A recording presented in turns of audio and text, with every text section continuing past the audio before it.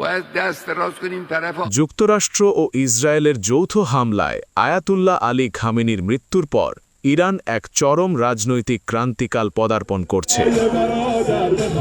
এখন আলোচনার তুঙ্গে কে হবেন সর্বোচ্চ নেতার উত্তরসূরি। এরই মধ্যে ইসলামী বিপ্লবী গার্ড বাহিনীর আইআরজিসি দ্রুত নতুন নেতা নিয়োগে জোর দিচ্ছেন।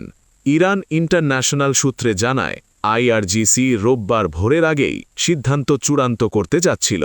চলমান হামলার জন্য সংবিধান অনুযায়ী সর্বোচ্চ নেতার নির্বাচনের দায়িত্বপ্রাপ্ত অ্যাসেম্বলি অফ এক্সপার্ট অধিবেশন আহ্বান করতে পারছে না।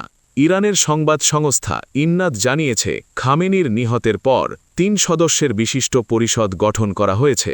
এতে রয়েছেন ইরানের প্রেসিডেন্ট, বিচার বিভাগীয় প্রধান এবং অভিভাবক পরিষদের একজন প্রতিনিধি, যারা নতুন নেতা নির্বাচন না হওয়া পর্যন্ত দায়িত্ব পালন করবেন।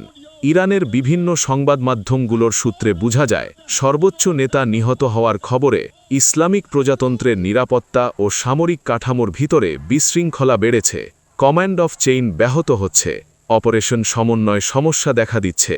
কিছু সামরিক কমান্ডার ও নিম্ন পদস্থ সদস্য তাদের ঘাঁটি ও সামরিক কেন্দ্রে যোগ দিতে অপারগতা জানিয়েছে।